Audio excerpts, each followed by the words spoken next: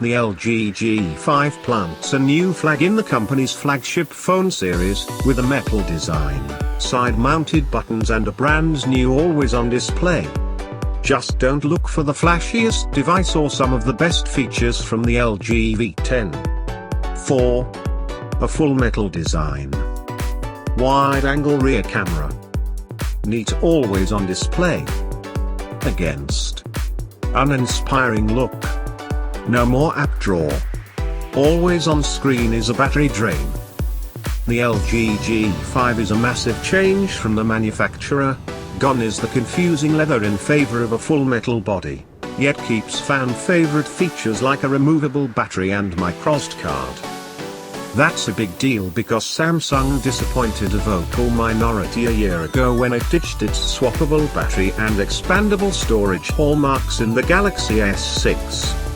Okay, the LG G5 isn't as ornate as Samsung's glass and metal fused phone, or Apple's aluminium iPhone 6s, but it's a step in the right direction after the leather and plastic-backed LG G4. Not only does it include perks for power users, the South Korean company changed the way we access the battery, inventing a cartridge-like input so you don't have to remove the back cover. This magic slot is located in the bottom frame of the phone and doubles as an accessory port. Add-ons so far include a battery grip with physical camera controls and a hi-fi audio module. You don't really need either of these accessories to enjoy the camera and audio, though. LG G5 has a dual camera setup on the back, with one lens that provides extra wide photos. The front is highlighted by an always-on, 5.3-inch display. It never goes to sleep, with the time, date and notification icons always visible when the phone is off. There are lots of parts to the LG G5. Does it all add up to a best phones contender when the Samsung Galaxy S7 is also launching at MWC 2016? Let's explore. Design. The LG G5 looks and feels completely different from last year's phone, and that's thanks to the seamless metal body that rightfully kicks plastic to the curb. You won't find any plastic here. This isn't a metal finish, either, like the metallic painted LG G4 variant that was plastic through and through. The all-metal phone body feels smooth, though a bit hollower than an iPhone. However, unlike Apple's handset, the LG G5 won't be notorious for antenna lines. It doesn't have any of those unsightly bands, instead rely on microdising to cover up antenna slits. This allowed me to focus on the colors. It comes in 4 shades: silver, titan, pink, and gold. There's nothing too outrageous here in terms of new colors. LG G5 plays it straight. In fact, this is an LG that phone plays it so straight that it no longer curves like the LG G4 or its curvier cousin, the LG G Flex 2 from last year. It still feels easy to hold in one hand. Downsized from 5.5 inches to 5.3 inches and roughly the same amount of bezel on the sides, the LG G5 feels light at 159 grams and easy to hold in one hand. It measures 149.4 by 73.9 by 7.7 millimeters. I can reach apps across the entire display without resorting to using 2 hands, which ties into LG's goal of making the phone all about ease of use and something to recommend to mom. LG G5's volume buttons have shifted to the left side of the frame, ending the company's streak that, controversially to some, had the buttons flank the power button on back. While I got used to the rear-facing volume rocker and clean edges, LG's signature feature was a flaw to many. I'm indifferent about the new side volume rocker. It's no better or worse. The still back-facing power button doubles as a fingerprint sensor, and it's definitely better than what LG has experimented with on the LG V10, even if it's still too small. Like the Nexus 5X and Nexus 6P, it can light up the phone and unlock without actually pressing the button down. It's not a 2-step processor like it was on the press in and hold LG V10. What I don't like as much is the headphone jack and speaker placement. Headphones plug into the top, unless you have the 32-bit Hi-Fi DAC module. It adds a second headphone jack to the bottom. Odd. Worse, the speaker is on the bottom. I was really hoping that the LG G5 would upgrade us to a pair of front-facing speakers for stereo sound without resorting to headphones. Not this time around. LG has upgrades its bottom port. However, it uses a USB-C connection, which means all of your micro USB cables are useless. The advantage? It's reversible, unlike all other USB forms. That's a huge win for anyone taking advantage of that always-on display and plugging in their phone in the dark. Just be prepared to carry around both cables, as micro USB is probably going to be used by every other gadget and accessory you own for the next few years. Display. The LG G5 doesn't try to squeeze more pixels into its 5.3-inch display, and that's something I'm actually happy to see. Quad HD resolutions are the ceiling that no one needs to break. Lighting up the phone screen proves there's little difference here. The smaller size increases the pixels per inch to about 554 but everything else looks similar, including the brightness. LG has, instead, upgraded its IPS LCD to include always-on display functionality, something you won't see until the phone is asleep. It keeps most of the screen in black, but leaves minimal information there, like the time, date and notifications. This is useful because, without a smartwatch, I check my phone almost 100 times a day to look at the time and various notifications. LG says people do this up to 150 times a day. Whatever your number is, an always-on display puts the essentials at your fingerprints without ever waking the phone or its power-hungry processor. The Moto X style display does something similar, but the LG G5 pulls it off without the need for hand-waving gestures to trigger a bunch of IR sensors. It's the true meaning of always-on.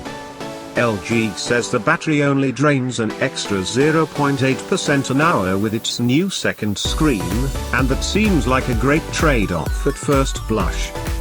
But that adds up to be 19.2% after a full 24 hours. It may not be worth keeping this feature if you don't have a smartphone glancing obsession. Specs and software.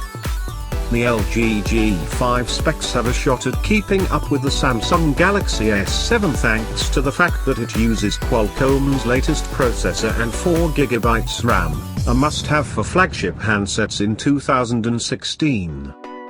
LG G5 review. There's a Snapdragon 820 processor pumping at the heart of this new LG phone, and that really contrasts with the LG G4 when it comes to raw horsepower. A year ago, the company purposely held back on the troubled Snapdragon 810 processor by using the steadier Snapdragon 808 chip. Samsung ate its lunch, and everyone else's, too. It's now a more level playing field between the two South Korean phone giants. The advantage for LG is that it includes a microSD card slot, with adaptable storage. That expands its standard 32GB configuration, the same as the LG G4, to a theoretical 2TB, though someone has to make a microSD card in that XXL size first. LG's user interface gets a splash of paint, but it's not a total overhaul. Icons appear to be a little more rounded and the quick settings menu isn't so drab. It's all combined Android 6.0 Marshmallow, which should prove useful for its battery-saving doze mode more than anything else. Scrolling through menus on the LG G5 felt smooth enough, but that was without all of our apps loaded onto the device. It was just LG's preloaded Medicore software, the one thing I wish wasn't here, so I'm skeptical. I'm also wary of the fact that LG got rid of the app drawer. Everything is loaded on the main home screens, a lot like an iPhone. We don't have LG G5 benchmarks just yet, but when we test out the phone for its final review, we'll be sure to add them and compare them to the Samsung Galaxy S7. Camera. The thing I like about LG and its smartphones is that it always seems to take chances with new technology, and that's fully realized in the dual camera that is on the back. It uses both a 16MP and 8MP camera, and while the smaller 8MP number makes that second camera automatically seem inferior, it's my actually favorite due to its use of a wide-angle lens. At a dramatic 135 degrees, the camera actually sees more than the human eye of about 120 to 124 degrees. Its field of view is able to capture everything you see and more. That means the large iconic building or tower behind you in photos can be captured without your photographer having to back up to a seemingly infinite degree. The few indoors photos I was able to capture looked good, but it's really going to be put to use when we're able to break it out of a tiny conference room and snap away on the street. I did take notice of the proper zoom controls. Gradually transitioning between the two cameras can happen with a new slider menu, or through a toggle switch like on the LG V10. What is missing is a selfie camera that does the same. While the LG V10 really impressed me with its wide-angle front-facing camera, it's not here. I want the best of both worlds, and this one falls short of providing that. Accessories. Launching with an entire posse, the LG G5 already has accessories that are supposed to take the phone to the next level. I like the ideas of each, but unconvinced since they're not built in. The LG Cam Plus replaces the phone's metal chin with a rubberized camera grip that juts out the back. It has physical shutter button and zoom in and out controls and a 1,200 mAh battery. It was a bit more satisfying to have the autofocus by half shutter key, but it's not really enough to make me want to run out and upgrade my LG G5 with a strange camera grip bump. The same can be said about the HFI Plus. It's a portable hi-fi digital to audio converter. It's smaller, but still extends the size of the phone by replacing the metal chin. Tuned by Bang & Olufsen, LG has cornered the market on 32-bit hi-fi DAC in the mobile world. It did a nice job of this on the LG V10, but even there it was built in and not an accessory. These friends, as LG called them, make the LG G5 smaller in size, but I'm skeptical that I'm going to go out and buy them and want to use them on a regular basis. Battery life. The LG G5 battery life is still a big question mark given its newly confirmed capacity. It's just 2,800 mAh, down from the 3,000 mAh battery of the LG G4 last year. Battery size doesn't always mean anything. It has the much more energy-efficient Qualcomm Snapdragon 820 chip and better software. Android 6.0 Marshmallow should also help. The biggest benefit may be the fact that the LG G5 battery can be swapped out for a fresh one at any time. It's easy enough to change out and carrying a second is smaller than taking a portable battery pack.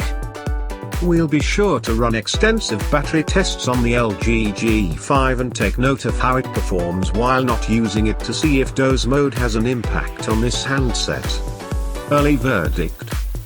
The LG G5 has a seamless plain look, side-mounted volume buttons, a fingerprint sensor and a 5.3-inch display, making it like the metal version of the Nexus 5X with an extra 1/10 of an inch. That's okay, because LG also built the Nexus 5X and it was a great phone for its price, and the two phones only look similar on the outside. Inside, the LG G5 specs provide a significant upgrade, with a wide-angle second camera on back, always-on display on front and the promise of modular accessories. The microSD card slot and removable battery remain, while the new Qualcomm Snapdragon 820 touts significant speed boosts. It's unlikely to launch before the faster-to-market Samsung Galaxy S7, But it should be enough to give you some pause before you use Android Pay to check out. Pause before you use Android Pay to check out. Pause before you use